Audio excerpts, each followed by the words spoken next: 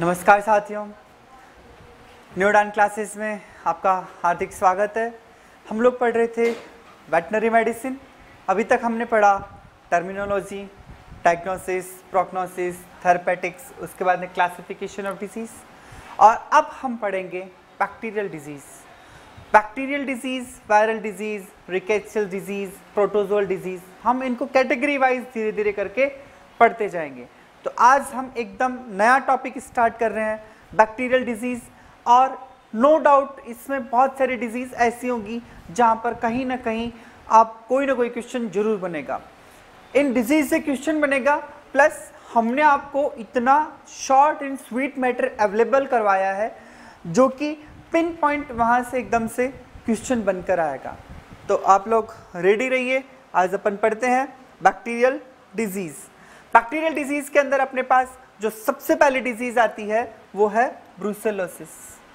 क्या नाम है डिजीज़ का? ब्रुसेलोसिस। देखिए, हम जब डिजीज़ पढ़ेंगे तो जब भी हम कोई डिजीज़ पढ़ेंगे तो हम सबसे पहले पढ़ेंगे the name of the disease और उसका कोई अन्य नाम है क्या। क्योंकि बहुत बार आपके एग्जाम्स में भी और अन्य एग्जाम्स में भी क्या किया जाता है, पूछा जाता है कि this disease is also known as, like हमने कहा brucellosis is also known as, option दे दिए, आपको किसी एक को टिक करना पड़ेगा। या फिर हो सकता है माल्टा, बैंक्स, कंटेजियस एबॉर्शन, तीनों देखकर आपको कह they all of the above, तो हम उसमें वहाँ पर क्या करेंगे, all of the above choose करेंगे। तो ध्यान रखना, ब्रुसेलोस इनके other name, aetiological agent. Aetiological agent क्या होते हैं कि कॉजेटिव एजेंट कौन है, उस बैक्टीरिया का नाम क्या है जिसकी वजह से ये डिजीज हो रही है। फिर उसके बाद में हम देखेंगे इसके मेन सिम्टम्स, उसके अंदर क्या क्या लक्षण दिखाई देते हैं, फिर हम उसका क्या ट्रीटमेंट, क्या पॉसिबल हम उसका ट्रीटमेंट कर सकते हैं। ठीक है, तो let's start with the brucellosis. What do you understand by the brucellosis? Brucellosis, it is the disease which is caused by the Brucella species bacteria। जो जैसे कैटल और बफेलो के अंदर होगा ब्रुसेला अबॉर्टस, क्या नाम आएगा? ब्रुसेला अबॉर्टस। ठीक है, फिर उसके बाद में जो गॉट और सीप होगी उसके अंदर होगा ब्रुसेला मेलियंटेंसिस, क्या नाम आएगा? ब्रुसेला मेलियंटेंसिस।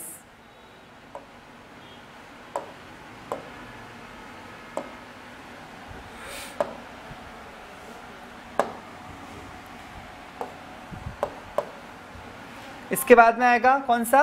ब्रुसेला मेलियंटेंसिस, किसमें? गॉट और शिप में। और अगर केवल शिप के अंदर कंसीडर करेंगे तो ब्रुसेला ओविस। ठीक है ना, तो इसकी डिफरेंट स्पीसीज है। ठीक है, ब्रुसेला, ब्रुसेला एक जीनस जिसके अंदर डिफरेंट स्पीसीज आएगी। अगर वो अबॉर्टस है तो वो कैटल और बफेलो को करेगी, अगर वो मेलियंटेंसिस है तो वो गॉट और शिप को करेगी, और अगर वह ओविस है तो वह केवल शिप को करेगी। तो ये इटियोलॉजिकल एजेंट हो गया। अब सबसे कॉमन, जनरल, ज्यादातर पूछा जाता है ये क्वेश्चन, वो क्या क्वेश्चन है कि in which disease abortion is caused in the third trimester of the pregnancy. निम्न में से ऐसी कौन सा रोग है जिसके अंदर तीसरी तिमाही, गर्भकाल के तीसरी तिमाही के अंदर अबॉर्शन यानी गर्भपात हो जाता है। इन विच डिजीज अमंग, मतलब जो ऑप्शंस रहेंगे। ठीक है, तो उसमें से ये एक डिजीज है, याद रखना, this is very very very important, ध्यान रखना। अबॉर्शन इन थर्ड ट्राइमेस्टर, तीसरी तिमाही यानी छठे से लेकर 9वें महीने के अंदर, 7वें से लेकर 10वें महीने के अंदर, अगर गाय या भैंस के अंदर। ठीक है ना, जैसे 9 मंथ्स की प्रेगनेंसी होती है कैटल की, 10 मंथ्स की प्रेगनेंसी होती है किसकी? बफेलो की। तो अगर ऐसा, अगर लास्ट ट्राइमेस्टर जब चल रहा है उस टाइम पर अगर किसी के अंदर अगर अबॉर्शन हो रहा है तो उसको हम कंसिडर करते हैं किसमें? ब्रुसेलोसिस। हो सकता है वहाँ पर ब्रुसेलोसिस हो क्योंकि ये ब्रुसेलोसिस का एक कैरेक्टर है। मेट्राइटिस, मेट्राइटिस का मतलब उस जगह पर जो, एंड उसकी जो ना, मेट्राइटिस क्या होता है?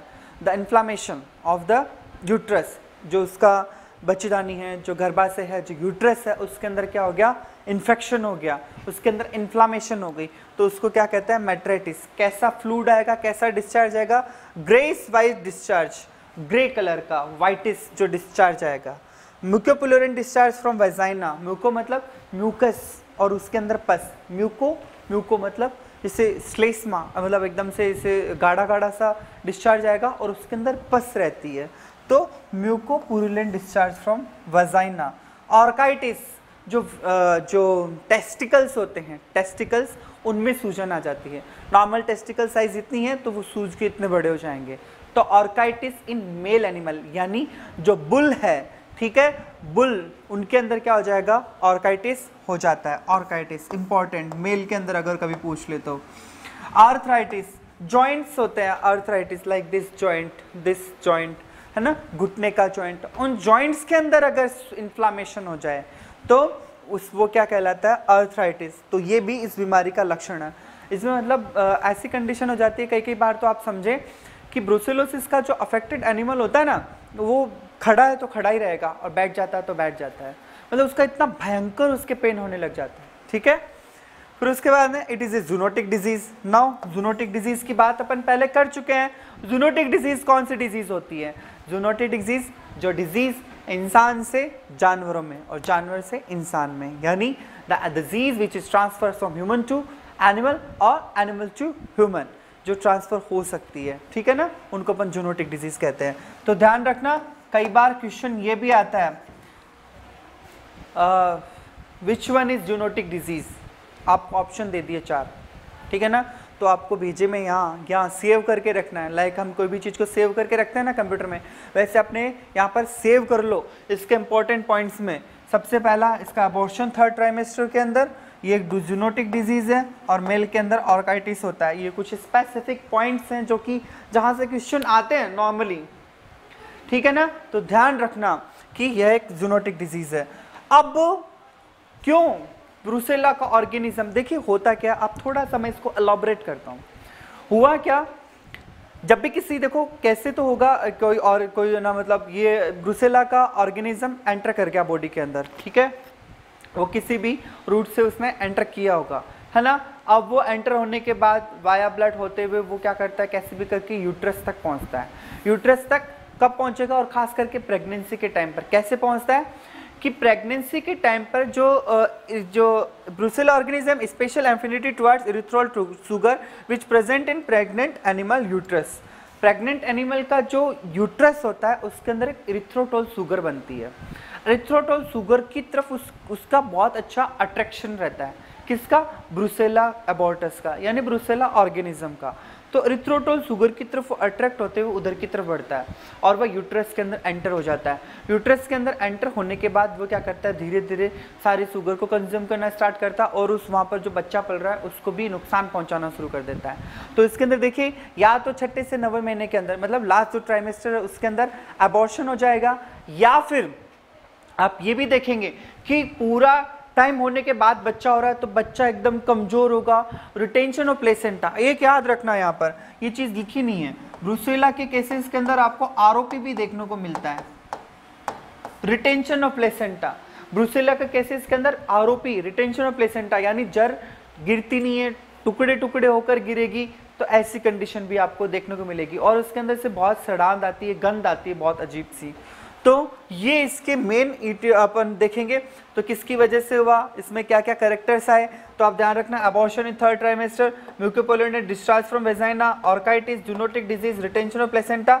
और बहुत बार ये पूछा गया है कि जो कौन सी शुगर की तरफ ब्रुसेला ऑर्गेनिज्म की स्पेशल एफिनिटी होती है, विशेष आकर्षण होता है, तो ये क्वेश्चन भी आप ध्यान में रखेंगे, स्टार मार्क लगा के बता रहा हूं। ये क्वेश्चन कई बार पूछा गया, जो खास करके वीओस के जो एग्जाम्स होते हैं उनके अंदर भी पूछा जाता है, और भी कई जगह पर पूछा गया कि ब्रुसेला ऑर्गेनिज्म यूट्रस की तरफ क्यों जाता है, तो इरिथ्रोटोल शुगर वहाँ पर प्रेजेंट होती है, ठीक है। ट्रीटमेंट के अंदर आप ऑक्सीटेट्रासाइक्लिन, टॉक्सीटेट्रासाइक्लिन की नॉर्मली जो डोजेज हैं आप सब जगह पर देखेंगे तो हर कंसिडर की जाती है कि 5 to 10 मिलीग्राम पर केजी बॉडी वेट, ठीक है ना।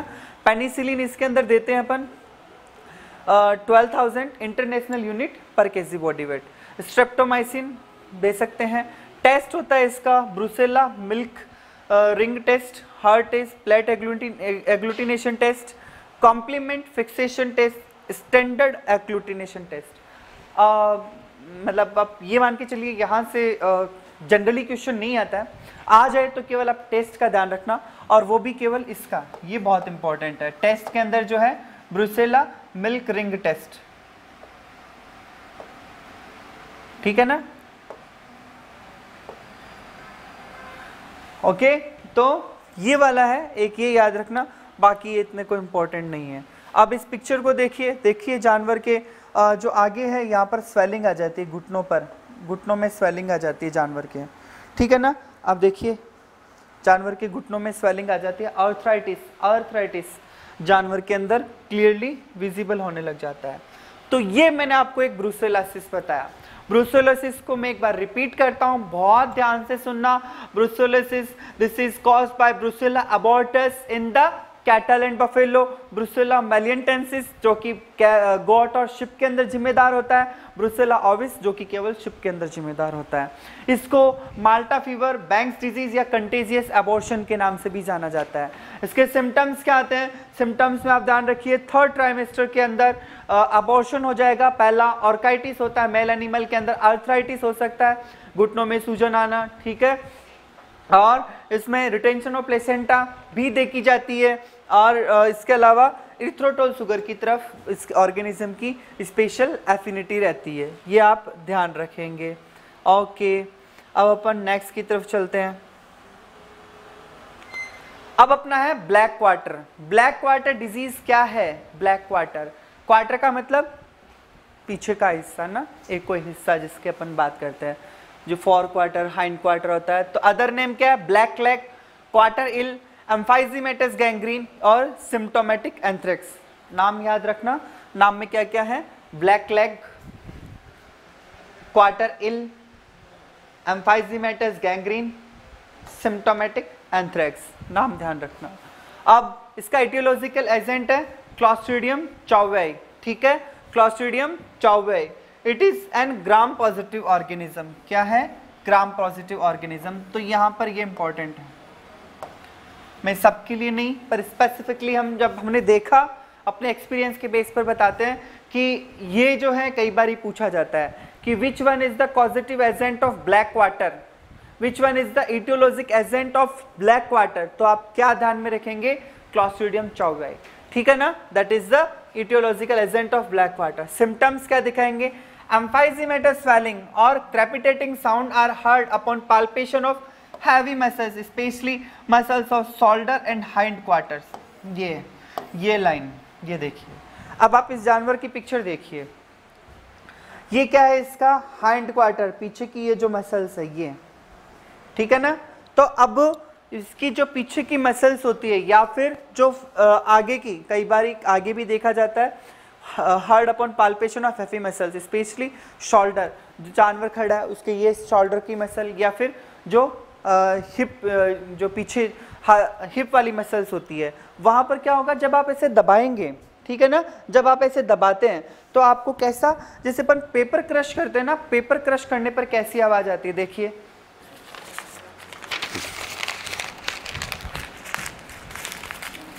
तो पेपर क्रश करने पर या फिर आपने अपन ऐसा कोई स्पेस जहाँ पर हवा भरी हुई है, तो आप उसको जब दबाते हैं तो आपको ऐसे क्रैपिटेटिंग साउंड आता है। क्रैपिटेटिंग साउंड इसके अंदर आती है, उसको अपन एम्फाइजीमेटस स्वेलिंग बोलते हैं।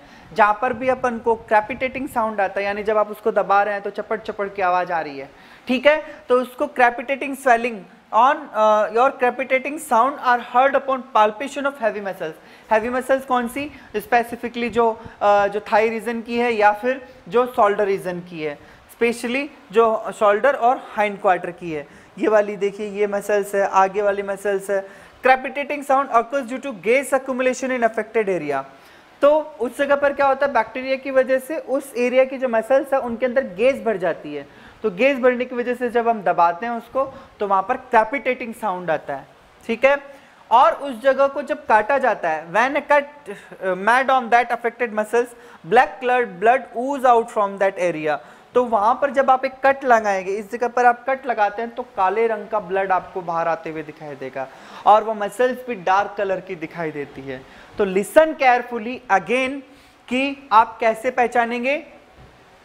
आप पहचानेंगे इस बीमारी को कि जो हाइंड क्वार्टर है उसकी या फिर शोल्डर जो रीजन है वहां की मसल्स में स्वेलिंग होगी। स्वेलिंग को देखिए दो, स्वेलिंग नॉर्मली अगर आप दबा रहे हैं वहां पर किसी तरह का कोई साउंड नहीं आ रहा तो नॉर्मल सूजन है, जैसे अपने चोट लग जाती है कभी कभी सूजन आ जाती है, ठीक है, तो वो एक नॉर्मल सूजन है। लेकिन जब आप उसको दबा रहे हैं तो उसके अंदर से आपको कुछ आवाज आ रही है चप्पड़ चप्पड़ टाइप में, ठीक है, और वहां पर आवाज आने के साथ साथ में आपको वहां पर ऐसा लगेगा भी कि यहाँ पर हवा भर गई है, ठीक है ना।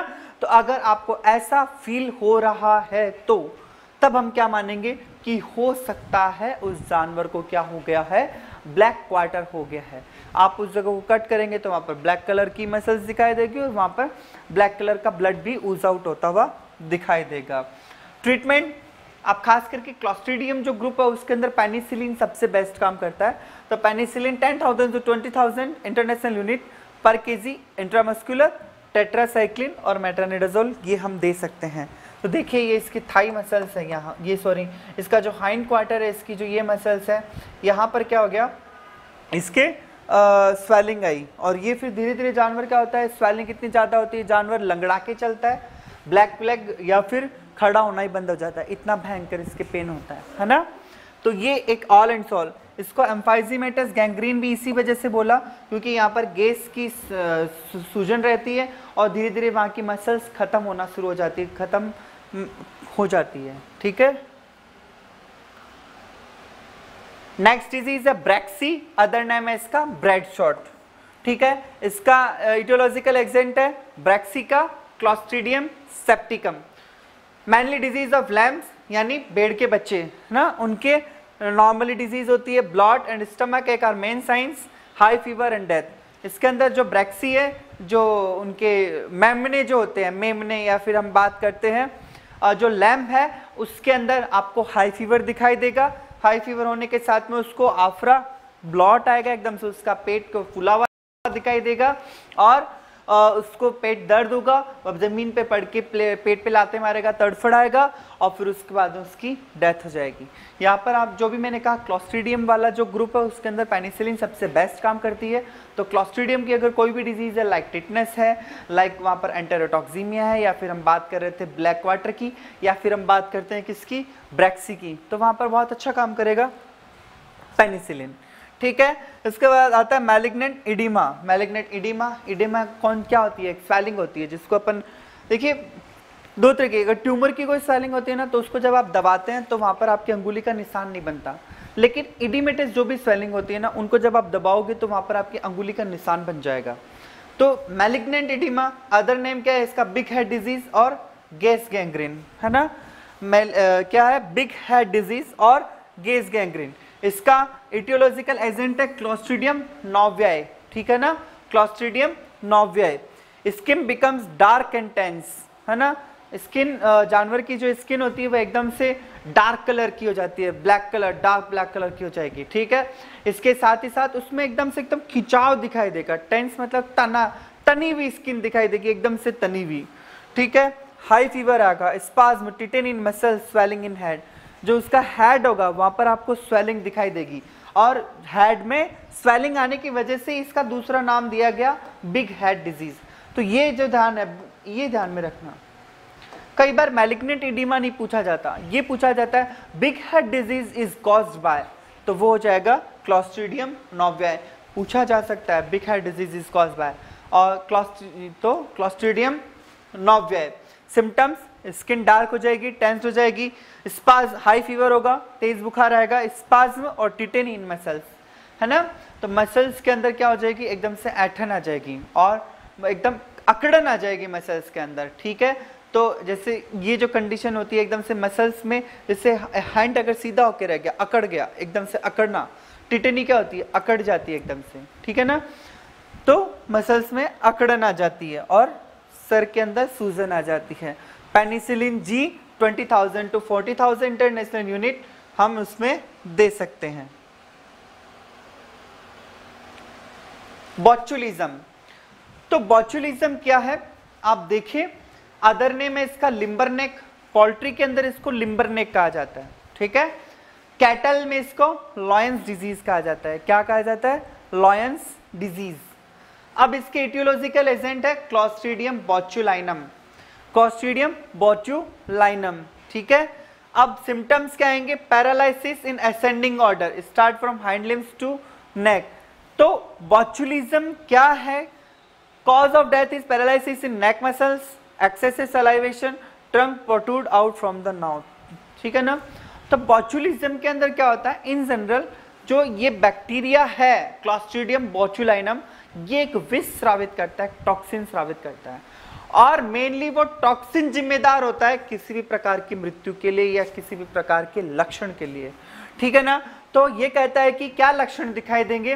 तो paralysis in ascending order. Ascending order का मतलब क्या हो गया? नीचे से ऊपर की ओर। असेंडिंग मतलब बढ़ते हुए क्रम में, डिसेंडिंग मतलब घटते हुए क्रम में। तो असेंडिंग मतलब का क्या हो गया? आपको हाइंड लिम्ब, पीछे से आगे की तरफ, जानवर के पीछे से आगे की तरफ धीरे धीरे पैरालिसिस, यानी पहले पीछे वाले पैरों में पैरालिसिस हो जाएगा, फिर आगे वाले पैरों में हो जाएगा, फिर नेक में पैरालिसिस हो जाएगा।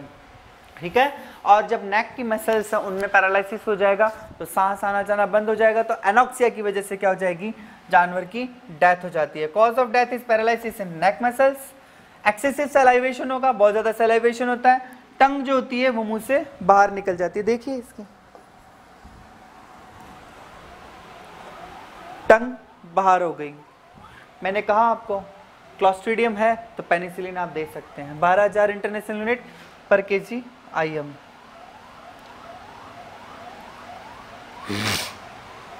अब नेक्स्ट बहुत इंपॉर्टेंट है, HS के बारे में बहुत अच्छे से सुनना।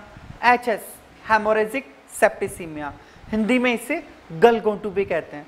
हिंदी में नाम आपको जस्ट एक आप अपन कहते हैं ना कि पता होना चाहिए कि किस डिजीज के कौन से और नाम भी हो सकते हैं।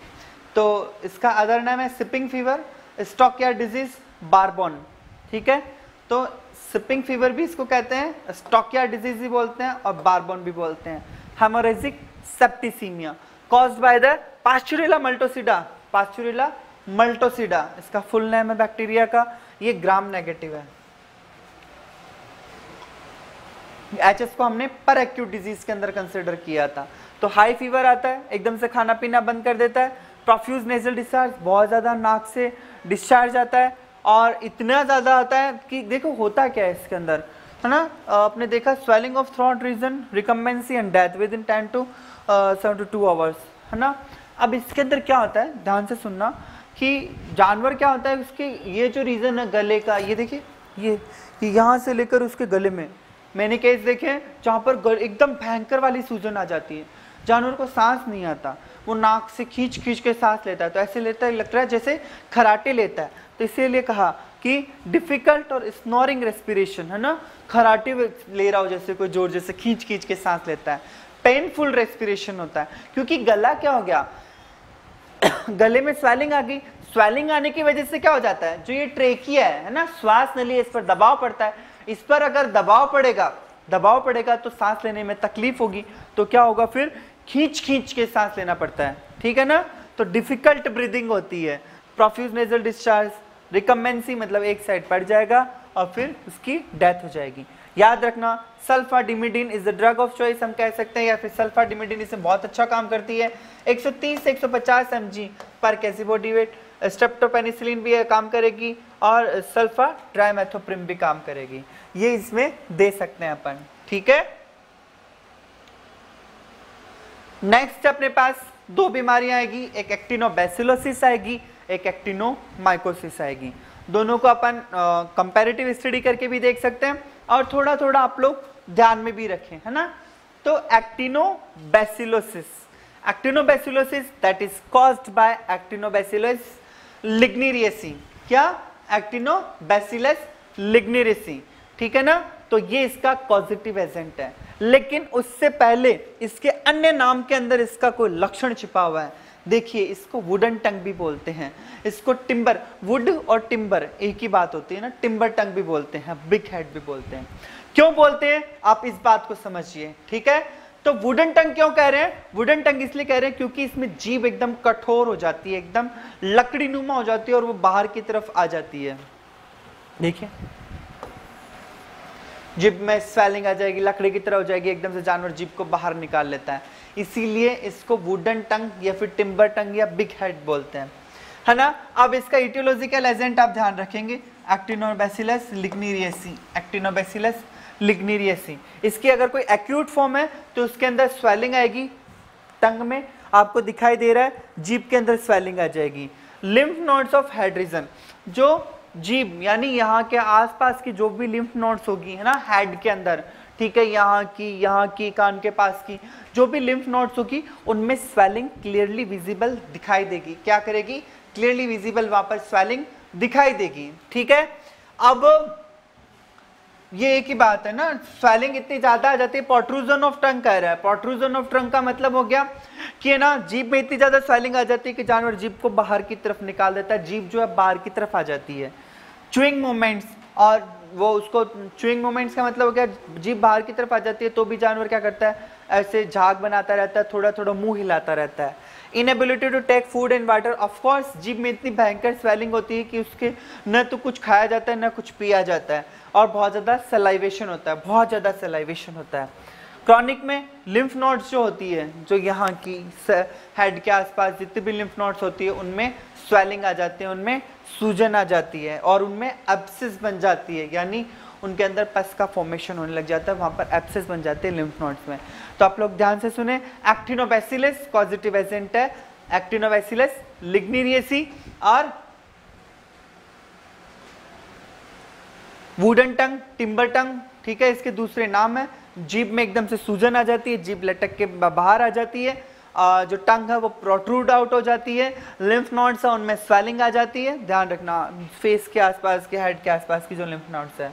अब तो जब हम ट्रीटमेंट की बात करते हैं तो ट्रीटमेंट के अंदर, इसके अंदर स्पेसिफिक ट्रीटमेंट है इसका। सोडियम आयोडाइड अपन को 1 ग्राम पर 12 kg बॉडी वेट, 1 ग्राम पर 12 kg बॉडी वेट अपन को सोडियम आयोडाइड या फिर पोटेशियम आयोडाइड मिल जाए तो total 6 to 10 gram per day अपन उसको पोटेशियम आयोडाइड दे सकते हैं। ये हम उसको ऑरली भी देते हैं और कभी उसको आईवी भी देते हैं। Streptomycin at the rate of 10 mg पर kg IM। बट फिर भी आप जो एक्टिनोबैसिलोसिस के जो केस है, एक्टिनोमाइकोसिस के जो केस हैं, उनके अंदर सोडियम आयोडाइड या पोटेशियम आयोडाइड का बहुत अच्छा रोल है, ठीक है। तो वो इसके अंदर हम इसको देना बहुत जरूरी होता है। नेक्स्ट है एक्टिनोमाइकोसिस, लंपी जा। अब इसके अंदर क्या हो गया, देखिए जब एक्टिनोबैसिलोसिस की बात कर रहे हैं ना, तो उसमें मुंह का और कोई हिस्सा तो इतना ज्यादा इफेक्ट नहीं हुआ, लिम्फ नोड्स हुई और जीभ जो थी वो बाहर की तरफ आ गई क्योंकि उसमें सूजन आ गई। अब जो एक्टिनोमाइकोसिस है, इसमें क्या होता है, जो जॉ है, ये वाला जो लंपी जॉ, ये क्या होता है, इसमें सूजन आ जाती है, ठीक है ना। देखो जो हड्डी होती है उसके अंदर क्या हो जाता है, धीरे धीरे रेरिफिकेशन होने लग जाता है। ये कंडीशन देखिए, सूजन, ठीक है ना। क्रॉनिक इमूवेबल, इसका पॉजिटिव एजेंट है एक्टिनोमाइकोसिस बोविस, ठीक है। और chronic immovable hard painless swelling of jaw bones, ये देखिए ये जबड़ा, ठीक है, इसके अंदर लंबे समय तक चलने वाली, हार्ड कठोर होती है ये स्वेलिंग को जब आप छुओगे तो ये छूने पर कठोर लगेगी, इसमें पेन नहीं होता है, ठीक है। जॉ बोन्स की abscess form, sulphur granule found in the abscess pus, this condition in horse known as fistulous फीदर और poll evil, adjacent lymph nodes are not affected. ये दोनों के अंदर डिफरेंशियल डायग्नोसिस, या फिर अपन देखो दोनों के अंदर एक्टिनोमाइकोसिस और एक्टिनोबैसिलोसिस के अंदर क्या डिफरेंस है। जब आप एक्टिनोबैसिलोसिस की बात कर रहे हैं तो हमने कहा था कि जो एडजेसेंट लिम्फ नोड्स है वो क्या होती है, अफेक्ट होती है, उसके अंदर स्वेलिंग आती है, उसके अंदर एब्सिस हो जाती है। लेकिन जब आप बात करते हैं एक्टिनोमाइकोसिस की, तो जब आप बात करते हैं एक्टिनोमाइकोसिस को, तो नीचे वाले जबड़े के अंदर पेनलेस स्वेलिंग आती है, जो स्वेलिंग हार्ड होती है। इस स्वेलिंग में धीरे धीरे एब्सिस बन जाती है, और जब वो एब्सिस फटती है तो उसके अंदर से जो द्रव निकलता है, जो फ्लूइड निकलता है, वो क्या होता है, पीले रंग का होता है, क्योंकि उसके अंदर सल्फर ग्रेन्यूल्स होते हैं। जो उसके अंदर एब्सिस के अंदर से जो पस आती है वो येलोइश पस आती है, क्योंकि उसके अंदर सल्फर ग्रेन्यूल्स होते हैं। Sulphur granules found in abscess pus this. और अगर यही कंडीशन देखिए, कैटल बफेलो के अंदर इस कंडीशन को अंदर लंपी जो बोला, क्या बोला, लंपी जो। और यही कंडीशन अगर हॉर्स के अंदर हो तो उसको क्या बोलते हैं, फिस्टुलस विदर और पॉल एविल। इसमें ध्यान रखना एडजेसेंट जो लिम्फ नोड्स से वो इफेक्ट नहीं होती है। ट्रीटमेंट इसका सेम है, सोडियम आयोडाइड 1 ग्राम पर 12 kg बॉडी वेट, यहाँ 12 कर लेना, देखना 1 ग्राम पर 12 kg बॉडी वेट, ठीक है। पोटेशियम आयोडाइड वही सेम ट्रीटमेंट है, ठीक है ना। रेस्पॉन्स थोड़ा पुअर ही होता है इनके अंदर। जॉन्स डिजीज, ठीक है, माइकोबैक्टीरियम पैराट्यूबरकुलोसिस, ठीक है ना। एक टीबी होती है जिसमें होता है माइकोबैक्टीरियम ट्यूबरकुलोसिस, और दूसरी होती है माइकोबैक्टीरियम पैराट्यूबरकुलोसिस। पैराट्यूबरकुलोसिस के अंदर क्या हो गया, जॉन्स डिजीज बोलते हैं इसको, जॉन्स डिजीज, ठीक है ना। या फिर क्रॉनिक बैसिलरी डिसेंट्री। ये देखो, ये जैसे लग रहा है जैसे कोई पानी से, पाइप में से पानी निकल रहा है। आपको अगर पिक्चर अगर क्लियरली दिखाई दे रही है ना, ये देखिए, ये वाली, ये देखिए यहाँ,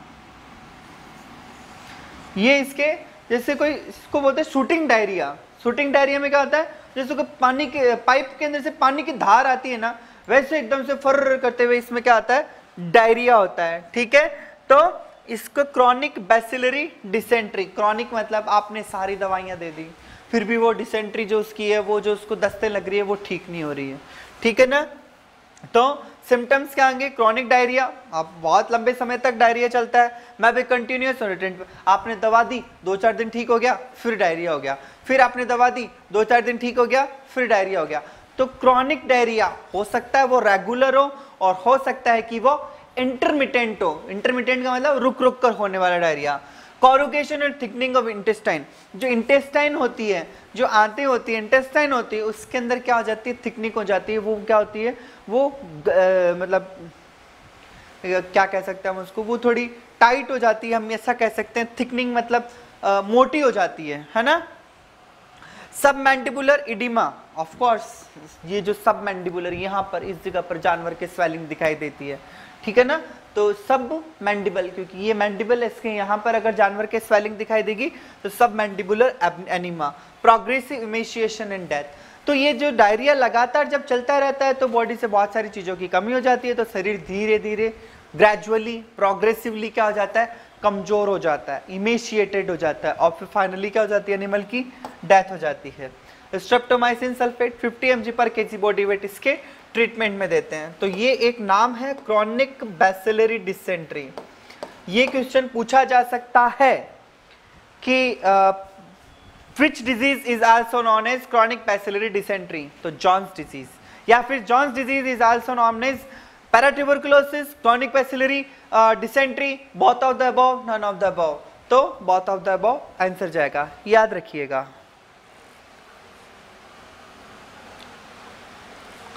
एंटेरोटॉक्सीमिया, enterotoxaemia, Clostridium perfringens type D, Clostridium perfringens type D, very important, very important,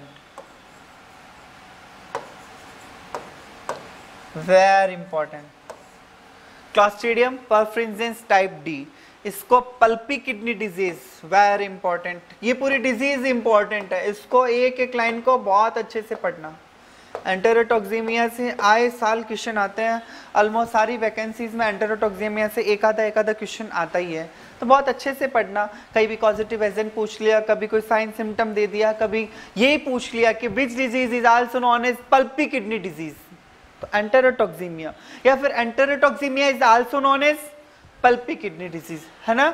या फिर ओवर ईटिंग डिजीज, देखो पल्पी किडनी डिजीज और ओवर ईटिंग डिजीज दोनों एक नाम क्या है, बहुत इंपॉर्टेंट है। बहुत ज्यादा खाने की वजह से होने वाली बीमारी, ओवर ईटिंग डिजीज या फिर पल्पी किडनी डिजीज, इजी है एकदम। सिम्टम्स में क्या होता है, occurs due to over eating of grains और ग्रास। अभी क्या होता है, खास करके ये डिजीज कभी देखी जाती है, अभी जब बारिश का मौसम चलता है, जब चातुर्मास चल रहे हैं अपने 4 महीने जो होते हैं, जिस टाइम पर बारिश हो रही है, घास होने लग जाती है, तो ये जो भेड़ बकरियां होती है क्या खाने के लिए निकलती है और घास बहुत ज्यादा खा लेती है, तो ओवर ईटिंग, ठीक है, ओवर ईटिंग की वजह से क्या होता है, वहां पर जो क्लोस्ट्रीडियम परफ्रिंजेंस टाइप डी जो होता है, वो वहां पर कुछ टॉक्सिन्स होते हैं जिनको अपन बोलते हैं एप्सिलॉन टॉक्सिन। क्या बोलते हैं, एप्सिलॉन टॉक्सिन, उनको वो सिक्रेट करने लग जाता है, और वो सिक्रेट होने की वजह से जानवर में क्या होते हैं, कुछ नर्वस साइन आते हैं, कुछ लाइक इनके अंदर देखेंगे आप तो सर्कलिंग नर्वस साइन है। जानवर गोल गोल गोल गोल चक्कर काटता रहेगा, जानवर क्या करेगा, गोल गोल चक्कर काटता रहता है, ठीक है। सर भिड़ाएगा अपना जहां पर वो चल रहा है, या फिर दीवार पे अपना सर भिड़ाएगा, ठीक है। सर्कलिंग, स्टैगरिंग, स्टैगरिंग का मतलब लड़खड़ा कर चलना, ठीक है। फॉलिंग, चलते चलते गिर जाना। रिकम्बेंसी, जैसे कि एक साइड होकर पड़ गया ना, ऐसे पड़े रहना। कन्वल्जेंस, कन्वल्जेंस मतलब दौरे आना, बार बार ऐसे चिल्लाना और अपने हाथ पैरों को हिलाना। सडन डेथ, और सडनली डेथ हो जाती है। जब इसका आप पोस्टमार्टम करेंगे तब आपको दिखाई देगा सॉफ्ट पल्पी किडनी हो जाती है। और एक ये बात ध्यान रखना, ग्रीनिश पेस्टिडायरिया। तो आप इसको एक बार मैं अपन इसको शॉर्ट में आप समझने की कोशिश कीजिए कि जब भी एंटेरोटॉक्सीमिया एक ऐसी डिजीज है जिसके अंदर जनरली क्या होता है कि होता है, और कभी कभी तो टाइम मिलता है ट्रीटमेंट करने का, वरना आप डॉक्टर को बुलाते तक तो जानवर सलट चुका होता है, मर चुका होता है। तो एंटेरोटॉक्सीमिया को आप ये मानिए कि इसके अंदर नर्वस साइन भी आते हैं, कुछ डाइजेस्टिव के सिस्टम के साइन है। जैसे इसके अंदर ये बहुत इंपॉर्टेंट लाइन लिखता है कि ग्रीनिश पेस्टिडायरिया होता है। ग्रीनिश पेस्टिडायरिया, ग्रीन कलर का पेस्ट के रूप में उसको डायरिया होने लग जाएगा। तो ग्रीनिश पेस्टिडायरिया सबसे पहली चीज। और दूसरी सर्कलिंग, गोल गोल चक्कर काटेगा जानवर। स्टैगरिंग, लड़खड़ा कर चलेगा, चलते चलते गिर जाएगा, फिर एक साइड में होकर लेट जाएगा और जोर जोर से चिल्लाता रहता है ना। जानवर जो बकरी होती है बै बै करती रहती है, और फिर उसके बाद में सडनली क्या हो जाती है उसकी, उसको कन्वल्जेंस आते हैं, दौरे आते हैं, और दौरे आते आते उसको क्या हो जाती है, उसकी मृत्यु हो जाती है। जब आप ऐसे जानवर का पोस्टमार्टम करते हैं तो किडनी जो होती है वो एकदम पल्पी हुई भी दिखाई देती है। किडनी नॉर्मली पल्पी नहीं होती, स्लाइट हार्ड होती है, पर वो उसकी किडनी एकदम पल्पी हो जाती है। ट्रीटमेंट में टेट्रासाइक्लिन 5 to 10 mg पर केजी, मेट्रोनिडोजोल और एक्टिवेटेड चारकोल अपन काम में ले सकते हैं। तो एंटेरोटॉक्सीमिया के अंदर आप लोग ध्यान रखेंगे, एक तो दूसरे नाम क्या है इसके, एक नाम तो है इसका क्या, ओवर ईटिंग डिजीज, और दूसरा पल्पी किडनी डिजीज। और कुछ इसके साइंस के अंदर स्पेसिफिकली सर्कलिंग को ध्यान रख लेना, और पल्पी किडनी ध्यान में रख लेना, और ग्रीनिश पेस्टिडायरिया। एक इसका पॉजिटिव एजेंट भी बहुत इंपॉर्टेंट है, इस बात का आप ध्यान रखें। स्ट्रेंगल, जब ये स्ट्रेंगल की बात करता है तो स्ट्रेंगल घोड़ों में होने वाली बीमारी है जिसको अपन इक्वाइन डिस्टेंपर बोलते हैं। क्या बोलते हैं, इक्वाइन डिस्टेंपर बोलते हैं, ठीक है ना, जो कि स्ट्रेप्टोकोकस इक्वाई की वजह से होती है। स्ट्रेप्टोकोकस इक्वाई की वजह से होती है। देखना ये घोड़े का ही मुंह है, ठीक है ना, हमने केवल मुंह लिया है यहाँ पर। ओके, तो सिम्टम्स क्या आएंगे, स्वेलिंग इन सब मैंडिबुलर लिम्फ नोड, ठीक है ना, जो उसके मैंडिबल है उसके आसपास की जो सब मैंडिबुलर लिम्फ नोड्स होती है वहां पर सूजन आ जाती है, वहां पर आपको सूजन दिखाई देगी। येलोइश पस डिस्चार्ज फ्रॉम नोज, ये देखो, ये देखो, उसके नाक से येलो कलर की पस का डिस्चार्ज आता है। येलोइश पस डिस्चार्ज फ्रॉम नोज। परप्यूरिया हिमोरेजिका, ठीक है ना, बॉडी पर छोटे छोटे स्पॉट्स दिखाई देते हैं हेमरेजेस के, ठीक है। एब्सेस इन लिम्फ नोड्स, पहले सब मैंडिबुलर और एसी लिम्फ नोड्स के अंदर सूजन आती है, फिर वहां पर एब्सेस बन जाती है। तो ये किसके साइंस है, ये साइन है स्ट्रेंगल के। यहाँ पर भी आप पेनिसिलिन 20,000 इंटरनेशनल यूनिट तक दे सकते हैं। तो यहाँ पर ये ध्यान रखना, येलोइश पस डिस्चार्ज फ्रॉम, येलोइश पस डिस्चार्ज फ्रॉम नोज और परप्यूरिया हिमोरेजिका, इस चीज का आप ध्यान रखना। एक इसका और जनरली स्ट्रेंगल के अंदर मोस्टली आज तक यही पूछा गया है कि स्ट्रेंगल का पॉजिटिव एजेंट कौन है। तो स्ट्रेंगल का पॉजिटिव एजेंट है स्ट्रेप्टोकोकस इक्वाई। तो इसका इटियोलॉजिकल जो एजेंट है वो आप जरूर ध्यान रखना, ठीक है। इसको इक्वाइन डिस्टेंपर के नाम से भी जाना जाता है, ये भी आप ध्यान रखना। यहाँ पर आपको डायग्राम में दिख भी रहा है, येलो कलर की पस आ रही है। फिर है बोवाइन बैसिलरी हेमोग्लोबिनूरिया, ठीक है। तो आपको मैंने हीमोग्लोबिनूरिया का मतलब समझा रखा है। हीमोग्लोबिनूरिया मतलब यूरिन के अंदर हीमोग्लोबिन आना, या फिर आरबीसी फट गई, आरबीसी फट जाती है तो हीमोग्लोबिन किडनी से फिर छनकर यूरिन में आने लग जाता है। तो बोवाइन, बोवाइन मतलब कैटल बफेलो, और बैसिलरी हीमोग्लोबिनूरिया। इटियोलॉजिकल एजेंट है इसका क्लॉस्ट्रीडियम हेमोलाइटिकम, इसमें इटियोलॉजिकल एजेंट ही इंपॉर्टेंट है। साइन में देखो, जहां पर भी आपको वर्ड हीमोग्लोबिन यूरिया दिख जाए वहां पर हीमोग्लोबिन, देखिए आरबीसी फट रही है, आरबीसी फट रही है, हीमोग्लोबिन बाहर निकल रहा है, तो नो डाउट जानवर एनीमिक होगा, जानवर के अंदर खून की कमी आएगी, खून की कमी को अपन एनीमिया बोलते हैं, तो जानवर एनीमिक होगा, एनीमिया की वजह से उसको जॉन्डिस भी हो सकता है, तो जानवर के अंदर जॉन्डिस भी दिखाई देगा, पीलिया जो होता है वो हो जाएगा। कॉफी कलर का यूरिन मैंने आपको बताया था, हीमोग्लोबिन यूरिया बोल दो चाहे कॉफी कलर्ड यूरिन बोल दो, बात एक ही है। ऑफ कोर्स अगर जानवर के अंदर बहुत ज्यादा कमी आ जाए अगर ना हीमोग्लोबिन की, तो हीमोग्लोबिन का मेन काम क्या है, ऑक्सीजन को ट्रांसपोर्ट करना, लंग से लेकर पूरी बॉडी के अंदर उसको ट्रांसपोर्ट करना ही तो हीमोग्लोबिन का काम है। और अगर हीमोग्लोबिन की कमी आ जाती है तब क्या होगा, जानवर को सांस लेने में तकलीफ होने लग जाएगी। क्या हो जाएगी, जानवर को सांस लेने में तकलीफ होने लग जाती है। तो इसके अंदर हाई फीवर इसका साइन है, स्टमक एक पेट दर्द होता है, सांस लेने में तकलीफ आती है, हीमोग्लोबिनुरिया और एनीमिया। और क्लॉस्ट्रीडियम की डिजीज है तो मैंने आपको बताया था यहाँ पर पेनिसिलिन बहुत अच्छा काम करती है। 4000 से अपन 1 लाख इंटरनेशनल यूनिट तक इसको दे सकते हैं। ग्लैंडर या फारसी आप लोगों ने सुना होगा, अभी बहुत सारे केस ग्लैंडर्स के आते रहते हैं। अभी आपने सुना भी होगा कि कुछ राजस्थान के अंदर भी आए थे, कुछ यूपी वगैरह के अंदर आए, तो ये भी सुना होगा एक नोटिफाइबल डिजीज है। अगर ऐसा कोई भी जानवर आता है तो उसको फौरन मार दिया जाता है, कि ध्यान रखिएगा, है ना। तो ये क्योंकि बहुत ज़्यादा नोटिफाइबल डिजीज का मतलब बहुत जल्दी फैल सकती है जानवरों के अंदर, तो इसलिए ऐसे जानवरों को मार दिया जाता है। तो ग्लैंडर्स, इसका फारसी भी बोलते हैं इसको इक्वाइंस में, ठीक है। एटियोलॉजिकल एजेंट है मेलियोमाइज मैलाई, मेलियोमाइज मैलाई, ठीक है। और सिम्टम्स है क्रॉनिक नेजल डिस्चार्ज, देखिए नेजल डिस्चार्ज, देखिए नेजल डिस्चार्ज हो रहा है इसके, है ना। तो क्रॉनिक नेजल डिस्चार्ज, ठीक है। कफ, खांसी आती है, नेजल डिस्चार्ज लंबे समय तक उसके नाक से जो डिस्चार्ज आ रहता है उसको खांसी आती है, सांस लेने में तकलीफ होती है। जो नेजल सेप्टम है, जो नेजल सेप्टम है वहाँ पर क्या हो जाते हैं, घाव हो जाते हैं। नेजल सेप्टम मतलब ये वाला जो रीजन होता है ना आगे वाला, वहाँ पर घाव पड़ जाते हैं। या फिर जो दोनों नाक को जो दोनों ये वाला जो रीजन है अंदर की तरफ, उसमें घाव पड़ जाते हैं। Nodules and ulcer on skin at medial aspect of hock, hock जो पैर होता है उसके अंदर क्या हो जाता है, नोड्यूल्स बन जाते हैं स्किन पर। फॉर्मेशन ऑफ मिलियरी नोड्यूल,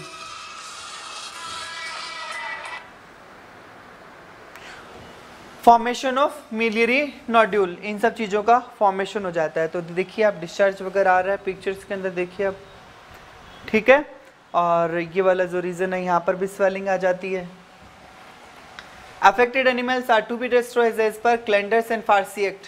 तो यहाँ पर क्वेश्चन ये ध्यान रखिएगा, ग्लैंडर्स एंड फारसी एक्ट कब बना, 1899 में बना। ग्लैंडर्स एंड फारसी एक्ट कब बना, 1899 में, 1899 के अंदर बना। एक तो ये ध्यान में रखिएगा। अब एंड डिस्ट्रॉय मतलब ऐसे जानवरों को मार दिया जाता है, कोई ट्रीटमेंट नहीं किया जाता, पता चला ग्लैंडर है फौरन मार दिया जाता है, ठीक है ना। और इसका पॉजिटिव एजेंट ध्यान रखना, इसका एक अन्य नाम है फारसी, ये भी आप ध्यान में रखना। ट्यूबरकुलोसिस, टीबी, ट्यूबरकुलोसिस को हम, it is N zoonotic disease, जैसे मैंने आपको बताया ये जानवरों से इंसानों में और इंसानों से जानवरों में हो सकती है। पहली बात ट्यूबरकुलोसिस माइकोबैक्टीरियम बोविस की वजह से, माइकोबैक्टीरियम बोविस इन कैटल, गायों में माइकोबैक्टीरियम बोविस की वजह से, और पक्षियों में माइकोबैक्टीरियम एवीज की वजह से होता है। क्रॉनिक ए कंटेजियस डिजीज, कंटेजियस डिजीज यानी एक जानवर से दूसरे जानवर में फैल सकता है उसके डायरेक्ट कांटेक्ट में आने से, ठीक है ना। रिकरेंट फीवर, बार बार बुखार आता है, हल्का हल्का बुखार शरीर में एनी टाइम रहता है या बार बार बुखार आता है, दवाई दी आपने, दवाई दी बुखार उतर गया, कुछ समय बाद वापस बुखार आ जाएगा, एक दिन नहीं आया दूसरे दिन वापस बुखार आ जाएगा। तो ये कंडीशन क्या होती है, इसमें दिखाई देती है। कैप्रेसियस एपेटाइट, ठीक है ना। कैप्रेसियस मतलब एपेटाइट, कभी बहुत अच्छा खाना खाने लग जाएगा, कभी एकदम डल हो जाएगा, कभी एकदम से खाने लग जाएगा, कभी एकदम से, फिर धीरे धीरे एकदम से डाउन हो जाता है। ग्रेजुअल इमेशिएशन, ठीक है। तो इसके अंदर धीरे धीरे करके जानवर क्या हो जाता है, एकदम कमजोर हो जाता है, इमेशिएटेड हो जाता है, एकदम शरीर क्या होता है, एकदम हड्डियों का ढांचा रह जाता है। Rough hair coat, hair coat जो है वो एकदम रफ हो जाता है। क्रॉनिक कफ, लंबे समय तक cough. Dyspnoea, pearl like nodules formed in the lungs, lungs के अंदर गांठें बन जाती है जो मोती के जैसी दिखती है, तो बोलते हैं पर्ल, इसको पर्ल्स डिजीज ही बोलते हैं क्योंकि इसके अंदर मोती की जैसी गांठें बनती है, मोती के जैसे नोड्यूल्स बन जाते हैं फेफड़ों के अंदर, इसलिए इसको क्या बोलते हैं, पर्ल्स डिजीज ही बोलते हैं। देखिए यहाँ पर लिखा है पर्ल्स डिजीज, तो ध्यान रखना ये नाम माइकोबैक्टीरियम एविस और बोविस और माइकोबैक्टीरियम एविस, पहली बात। अब ये डिजीज को अपन मेनली एक बार के लिए कंसर्न करें कि भाई लंग्स की डिजीज है, तो ऑफ कोर्स लंग्स में अगर कोई भी इन्फेक्शन होगा तो सांस लेने में तकलीफ होगी, खांसी आएगी, तो इसमें भी आप टीबी के लक्षण इंसानों में याद कर ले, उस आदमी को खांसी आती है, उसके कफ जो होता है उसके अंदर ब्लड आता है और वो धीरे धीरे एकदम कमजोर हो जाता है, उसको भूख नहीं लगती है, ठीक है ना, उसको भूख नहीं लगती है, उसको बार बार बुखार आता है, और इसका ट्रीटमेंट भी आप लोगों को पता बहुत लंबा चलता है। आइसोनियाजाइड, ये क्वेश्चन आया हुआ है किसी एग्जाम के अंदर, देखा लग रहा है। आइसोनियाजाइड 5 to 10 mg पर KG body weight, streptomycin 10 mg पर केजी IM। तो इसके अंदर क्या किया जाता है,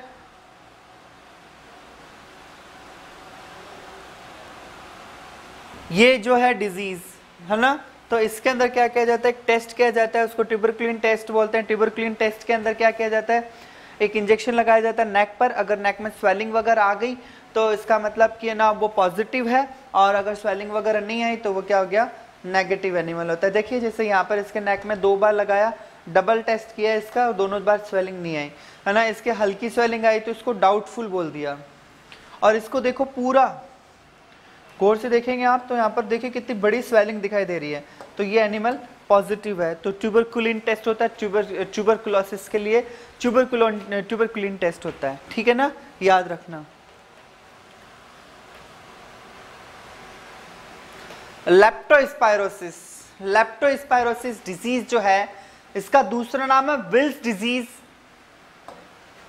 राइसफील्ड workers disease, sugar cane worker disease. मैं इसकी स्टोरी सुनाऊंगा आपको, ध्यान से सुनना है इसको। ये राइसफील्ड वर्कर डिजीज या शुगर केन वर्कर डिजीज क्यों बोला, एटियोलॉजिकल एजेंट है लेप्टोस्पायरा इंटरोगेंस और लेप्टोस्पायरा एक्टेरोहेमोरेजिका, ठीक है ना। सिम्टम्स है बुखार आएगा, ये अपने आप याद रखना, लेप्टोस्पायरा इंटरोगेंस और लेप्टोस्पायरा एक्टेरोहेमोरेजिका, ठीक है। बट आप ये भी ध्यान रखिएगा इसके जो अन्य नाम में, एक तो ये राइसफील्ड वाला है और एक शुगर केन वाला है, ये ध्यान रखिएगा ये क्यों होता है अपन इसको समझेंगे। सिम्टम्स के अंदर क्या आएगा, सिम्टम्स में जानवर को बुखार आता है, लेप्टोस्पायरा के अंदर जानवर को बुखार आता है, उसको बुखार होती है, अगर किसी को भी बुखार हो जाए उसको भूख नहीं लगती, तो बुखार आएगा, जानवर को भूख लगनी कम हो जाती है। हेमोग्लोबिन्यूरिया, तो अभी तक आपने मैंने 4 बीमारियां आपको मैं बता चुका हूं। देखिए अपन ने पहली बीमारी देखी थी, मतलब बात जब अपन स्टार्टिंग की थी हमने अभी तक बबेशियोसिस पढ़ा नहीं है, पर बबेशियोसिस का डिफरेंशियल डायग्नोसिस के अंदर थोड़ा बहुत बताया था। तो बबेशियोसिस में हेमोग्लोबिन्यूरिया था, पीपीएच में हेमोग्लोबिन्यूरिया है, अभी अपन पीछे एक देख कर आए हैं बैसिलरी हेमोग्लोबिन्यूरिया, ठीक है ना।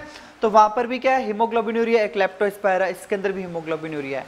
तो हीमोग्लोबिन्यूरिया का सिंपल से मीनिंग है कि आरबीसी ब्रस्ट हो गई, आरबीसी फट गई, उसमें से हीमोग्लोबिन बाहर आ गया जो कि किडनी के माध्यम से छन छन के यूरिन में बाहर आ रहा है। और अब आरबीसी का अगर लॉस हो रहा है, अगर आरबीसी का लॉस हो रहा है तो आप लोगों को ये चीज समझनी पड़ेगी कि शरीर में धीरे धीरे खून की कमी आ जाएगी, और जैसे जैसे खून की कमी आएगी तो पहली कंडीशन एनीमिक होगा जानवर, और खून की कमी की वजह से जॉन्डिस पीलिया डेवलप होता है, तो जानवर के अंदर पीलिया भी दिखाई देगा। खून की कमी की वजह से जानवर को सांस लेने में तकलीफ होती है तो वहां पर डिस्निया भी दिखाई देगा, ठीक है।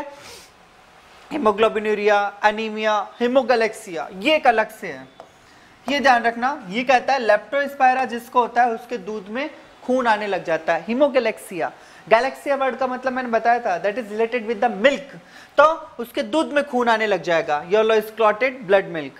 कॉल्ड मैस्टाइटिस, कॉल्ड मैस्टाइटिस, एक मैस्टाइटिस होता है जिसको अपन छूते हैं तो अपन को गर्माहट महसूस होती है, इसको छुएंगे तो आप ठंड महसूस होगा। अबॉर्शन इन लास्ट ट्राइमेस्टर, ये भी देखो बहुत इंपॉर्टेंट है। अभी तक अपन ने एक पहली बीमारी पढ़ी थी जिसमें तीसरे ट्राइमेस्टर के अंदर अबॉर्शन हो रहा था और उसका नाम था ब्रुसेलोसिस। अब मान लीजिए आपके पास क्वेश्चन आ गया कि इनमें से कौन सी डिजीज में थर्ड ट्राइमेस्टर में अबॉर्शन होता है, जिसके अंदर ऑप्शन आ गया brucellosis, leptospirosis, both of the above और नन ऑफ द अबव। तो ये दोनों डिजीज हैं जिसके अंदर तीसरी तिमाही, थर्ड ट्राइमेस्टर के अंदर क्या हो जाता है, अबॉर्शन हो जाता है, ठीक है ना। जॉन्डिस मैंने आपको बता ही दिया। ये यहाँ पर क्या दिखाना चाह रहा है पता है क्या, ये इसका लिप्स है, इस लिप को जब ऊपर करके देखा तो एकदम पीला, एकदम ऊपर करके देखा तो एकदम पीला दिखाई दे रहा है, तो ये बता रहा है कि इसको क्या हो गया, जॉन्डिस हो गया, पी लिया खा लिया, जॉन्डिस हो गया, क्या हो गया, जॉन्डिस हो गया, ठीक है। तो यहाँ पर स्ट्रेप्टोमाइसिन, पेनिसिलिन, ये सारी चीजें काम करती है। टेस्ट है fluorescent antibody test, microscopic agglutination test, इसमें वाइडली यूज होता है, ठीक है ना।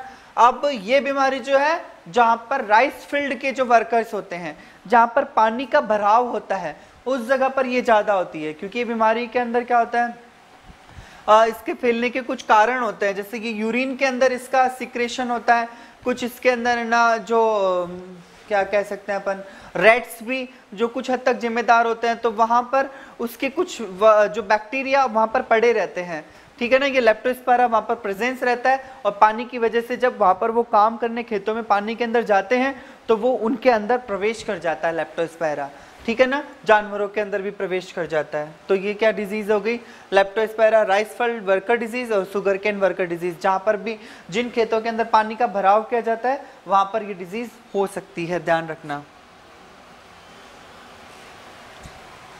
लिस्टीरियोसिस, लिस्टीरियोसिस जिसको सर्कलिंग डिजीज ही बोलते हैं, क्या कहते हैं, सर्कलिंग डिजीज भी कहते हैं, या फिर साइलेज डिजीज भी कहते हैं। सर्कलिंग, सर्कलिंग डिजीज भी कहते हैं, याद रखना, ठीक है ना। क्या कहते हैं, सर्कलिंग डिजीज। सर्कलिंग मतलब जो लिस्टीरियोसिस है उसके अंदर जानवर गोल गोल चक्कर काटता है।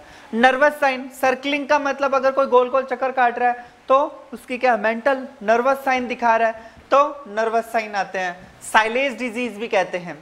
ये कहते हैं कि जो साइलेज होती है, साइलेज आप लोग जानते होंगे, आपने पढ़ा होगा एनिमल न्यूट्रिशन के अंदर, हे और साइलेज, हे साइलेज, साइलेज जो कि ग्रीन को जो एक ना खड्डा खोद कर उसके अंदर दबा दबा कर उसको तैयार किया जाता है, तो साइलेज की वजह से भी क्या होती है, डिजीज हो जाती है, तो इसको साइलेज डिजीज भी कहते हैं। इटियोलॉजिकल एजेंट है इसका लिस्टीरिया मोनोसाइटोजिन्स, है ना, लिस्टीरिया मोनोसाइटोजिनस। सिम्टम्स है बुखार आएगा, जानवर गोल गोल चक्कर काटेगा, जानवर किसी ऑब्जेक्ट के अपना सर लगाएगा, उसको भिड़ाता रहेगा या फिर वैसे ही खड़ा रहेगा, ठीक है। Deviation head to one side, या फिर किसी एक तरफ जानवर क्या कर लेता है, अपना हेड जो है उसको टिल्ट कर लेता है, ऐसे करके रखना, ये भी हो सकता है ना। फेशियल पैरालिसिस, जानवर की फेस की जो मसल्स है वो एकदम ढीली पड़ जाती है, उन पे लकवा आ जाता है। देखिए दूसरा, तीसरा, अबॉर्शन इन लास्ट ट्राइमेस्टर, ठीक है ना, सेप्टिसिमिया। तो अबॉर्शन के लिए, ये अबॉर्शन इन लास्ट ट्राइमेस्टर के लिए आपको कौन से डिजीज मिल गई, एक आपको मिल गई ब्रूसेला, ब्रूसेला, दूसरी मिल गई आपको लेप्टोस्पायरा, याद रखना आप, और तीसरी मिल गई लिस्टीरिया।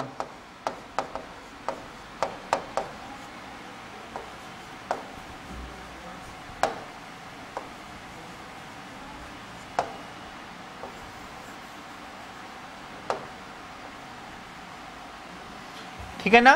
तो 1 2 3 लास्ट ट्राइमेस्टर में किन किन बीमारियों के अंदर लास्ट ट्राइमेस्टर में होता है, अगर ये तीनों ऑप्शन हो तो ऑल द अबव, ऑल पे आप टिक कर देना।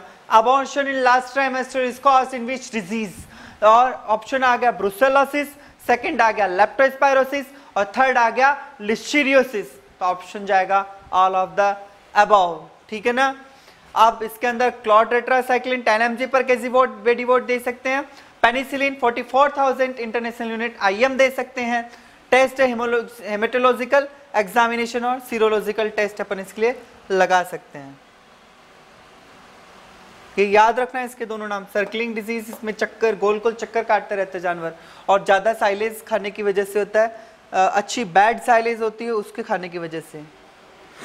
फुट रोट, पैरों के अंदर क्या होता है, इन्फेक्शियस पोडोडर्मेटाइटिस बोलते हैं, जो स्पेरोफोरस नेक्रोफोरस, स्पेरोफोरस नेक्रोफोरस क्या करता है, पैरों को एकदम गला देता है। पहले कुछ ऐसी चीजें बनती हैं, यहाँ से पैर फूला फूला दिखाई देगा, फिर ये ब्रस्ट हो जाएगी और इनके बीच में यहाँ पर घाव बन जाते हैं।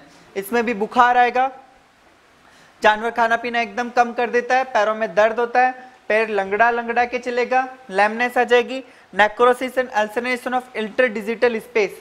देखिए जानवर का पैर इस तरीके से, इसमें बीच में गैप रहता है ना, इसको क्लॉवन फुटेड बोलते हैं, ठीक है। तो ये जो दोनों के बीच का स्पेस है, 2 डिजिट, उसका खुर देखा होगा आपने गाय भैंस का, खुर के बीच में जो स्पेस होता है वहां पर क्या होता है, नेक्रोसिस हो जाता है, ठीक है। नेक्रोसिस मतलब वहां का जो मांस है वो सड़ने लग जाता है, और अल्सरेशन वहां पर घाव हो जाते हैं, ठीक है। जानवर ऑफ कोर्स अगर पैर में कोई भी दिक्कत होगी तो जानवर लंगड़ा के चलेगा ही, तो वहां पर लैमनेस दिखाई देगी। समटाइम्स अब मैगट वुंड, ये बड़ी बात है, अगर कोई घाव है, ये एफएमडी के अंदर भी होता है, फुट रोड के अंदर भी होता है। फुट रोड में अगर कोई घाव बन गया और उस पर मच्छर आकर बैठ गया, मच्छर आकर बैठ गया तो मक्खी अपने अंडे दे देगी और वहां पर क्या हो जाएगा, मैगट वुंड हो जाएगा। तो ये देखिए ये कंडीशन हो जाती है इंटरडिजिटल स्पेस में।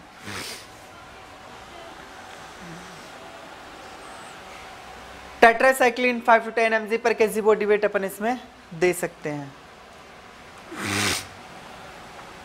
अब जो नेक्स्ट डिजीज है उसका नाम है एंथ्रेक्स। क्या नाम है, एंथ्रेक्स।